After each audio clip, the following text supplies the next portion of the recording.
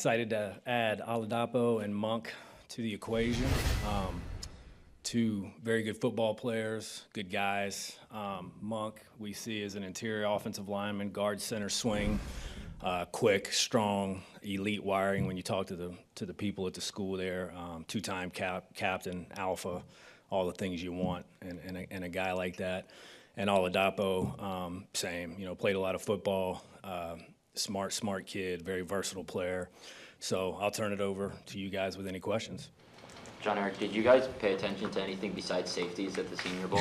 It doesn't seem like it, does it? Obviously we're always looking at everything. The thing we keep talking about is competition. I think competition is good, or we think competition is good for everyone. Those guys that we added are versatile pieces. We feel like Bullard can play nickel and safety. We feel like Williams has that flexibility, and Oladapo is probably more of a true safety, but he can play the whatever you want to coin it, big nickel, will backer. So those guys are all movable pieces. The thing that we liked about all of them is they have a very, very aggressive play style. They'll get off the spot and come get it, and that's something that was attractive to us. So yeah, we're glad to add them to the room. They're the right kind of guys to put in the locker room. This game's very important to them. It means something. Excuse me. And just glad to add them to the equation. That versatility go kind of hand in hand with competition, being able to have guys that can compete not just in a place, but a lot of different places. Sure. This game is a war of attrition at times. You're going to have injuries. Whether it's the nickel or the safety, to have guys that can go in and play multiple spots, it helps the coaching staff. You get those movable pieces and you can plug guys in and get your best 4, 5, 6, whatever package you're in on the field. I think it's, a lot like in life, certainly in this game, the more you can do, it just increases your value. So it's definitely part of the equation when we looked at those guys in terms of how we viewed them and their value for us on the board. You guys completely basically overhauled the safety position. I mean, guys that played 500-plus snaps last year are gone. What do you think that does for you guys, and what's that going to be like, just acclimating all those new guys? Sure, it'll help having X in there. He's going to obviously lead that room. He's an elite player, and then we're going to throw those guys into the mix, and the best players will play. We're excited about the other guys. Just the secondary in general, even the guys coming back. I mean, I think competition is always going to bring out the best in everybody. We got a good core. Stokes is getting healthy. Jair's back there. Obviously the safeties that we just added, X being part of that equation. It's a really good group back there. You got some, a mix of some vets, a mix of young, but we're excited to see what it's going to look like and where it's going to go. I think DA and Half and those guys that were part of this process did an excellent job. Our area scouts did an excellent job of helping us kind of identify those guys, and everybody just kind of collaboratively coming together and making this thing happen. So at the end of the day, they got to show up and play.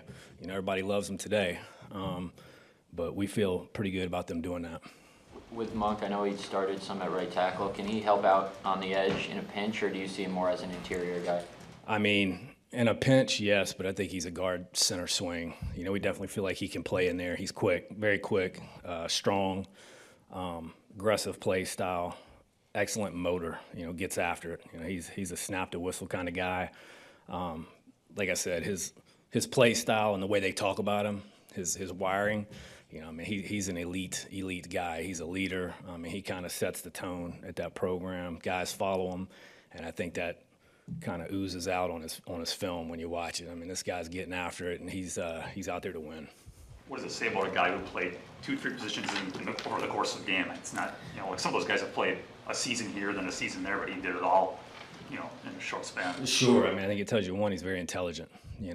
Duke, connect the dots there, but he's smart. And I think also he can handle the pressure.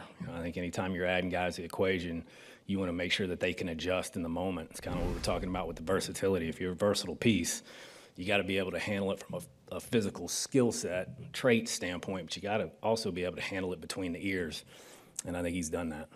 Jon-Eric, The NFL's about competition, I understand that, but it seems like there's been an intensification of that here.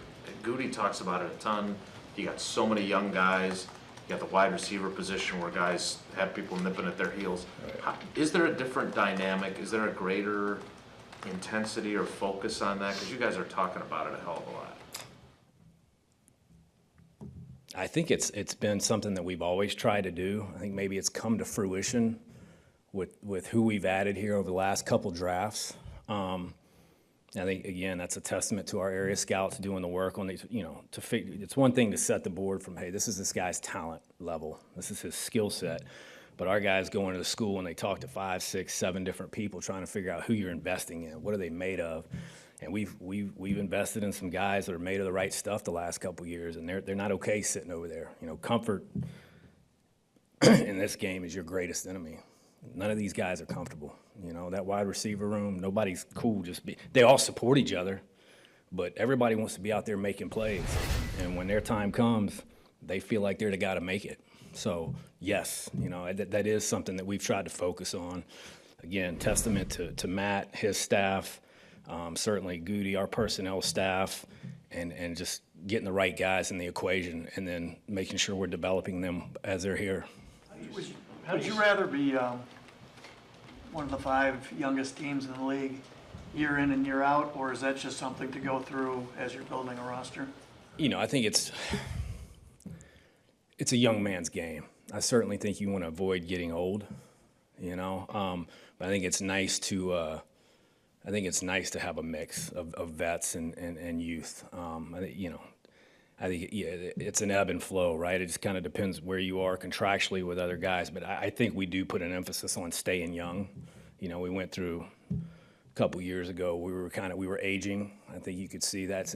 You gotta factor that in your practice week. It takes guys longer to recover, so on and so forth. So yeah, it's a young man's game. I think anybody that has been in this business will tell you that. But I don't think you want 52 rookies out there either. You know what I mean? You got to have some vets to lead and bring that presence and kind of take them through the fire. So I think it's a nice balance. How do you scout versatility? I mean, some of these guys, Monk and Bullard, they played different spots in college, so I'm sure you can see that. But Morgan's a college left tackle, and you feel like he can play pretty much anywhere. Is that a traits thing? Like, how do you scout that? Yeah, I mean, if you're talking about Morgan specifically, I think you're looking at the traits. The first thing you're looking at how he's built. He's got big, thick calves. He's got big thighs. He's through his core. I mean, he's put together. So he certainly looks like substantially he can handle playing inside if that's what you want to do.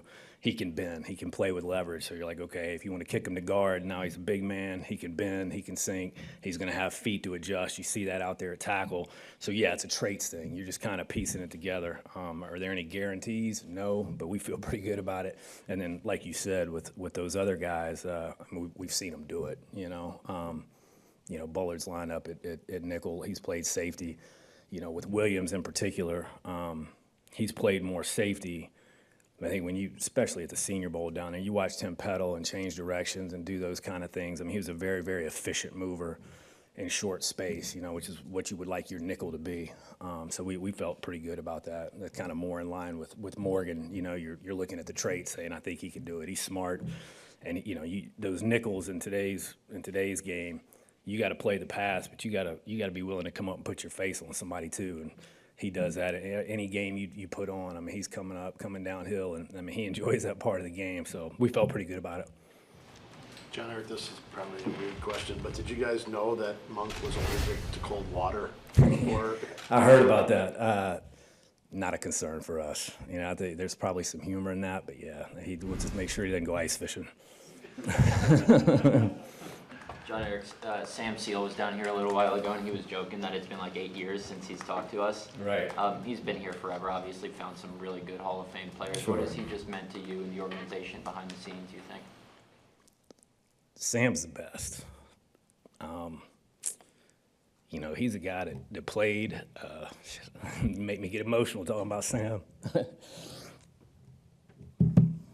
I didn't see that one coming. Sorry. He's the best. He played this game forever. He's such a leader for our group. He the way he goes about his business.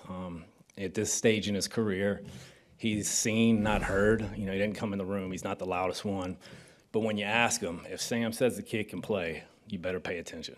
You know, he's become a dear, dear friend of mine. He's been with Goody for 20 plus years. You know, I can't say enough good things about Sam. He's a stud, a lot of different ways. Gentlemen, back to football, so you can compose yourself a little bit. Sorry. That's all right. How fast do you think your defense is going to be this season? It seems like a common trait, what you've drafted. We heard Brian talk about it last night, and you said it's a young man's game. Why is it also becoming a speed game, at least on that side of the ball?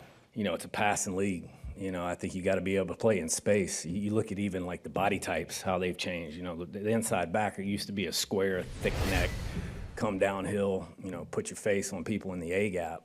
Now it's it's what we got. It's Quay, it's Cooper. It's these guys that are 6'2", they're more linear, they're long, they can run, you know, play in space and do the things you got to do to survive.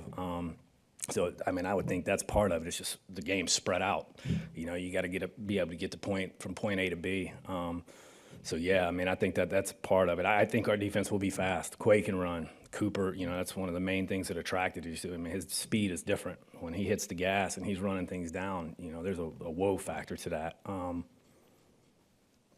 Yeah, I would, you know, Devontae Wyatt's gonna, you know, I think he's gonna thrive in this defense where you can kind of just pin your ears back, get off the ball. You know, that's what he was at Georgia. Quick, work edges, you know, penetrate, disrupt. You know, I think there's a bunch of guys that are gonna kind of benefit from what we're doing. But I think our team speed will be good. I don't want to overstate this, but when you talk about the competition coming to fruition more, when you look at the youth, the versatility, how many big draft classes you guys have brought in these past few years, is there a feeling that this camp could be as competitive as you guys have seen, just because of all those factors coming in together? Sure. Yeah, I think that's probably a safe bet. Yeah, I think you look at the different position groupings and kind of who's in that room. You know, from linebacker to receiver to, you know, now the secondary. I mean, I think you got to feel pretty good about that. You know, there's going to be some pretty good competition in every room, and the other part of that, I think we drafted a bunch of guys that are for each other. You know, whether they win that starting role or they're coming in second, I think these are all good team guys, and it'll be a good chemistry. And when their time comes, you know, whether they're first out there or second, they'll be ready to roll. Are you, I know you got some more picks to go still, but when you look at what you've done so far, it looks like you've managed to fill some needs without reaching to pick guys at those positions. Do you feel good about how you've kind of gone about filling those holes? And were you one of the ones that talked Goody down from wanting to trade up a couple times? Yesterday he said that he was tempted and you guys told him to wait for the board. Yeah, you know what, Goody knows what he's doing. He doesn't need anybody to talk him down, but yeah, we do. We feel good about that. We've kind of, you know, we accumulated picks. There weren't, you know, we just had one big long stretch, but for the most part, we had picks throughout, and yeah, I kind of like how it fell and like what we did to acquire the players we acquired, but yet also accumulate. I think we were, you know, pretty poised throughout.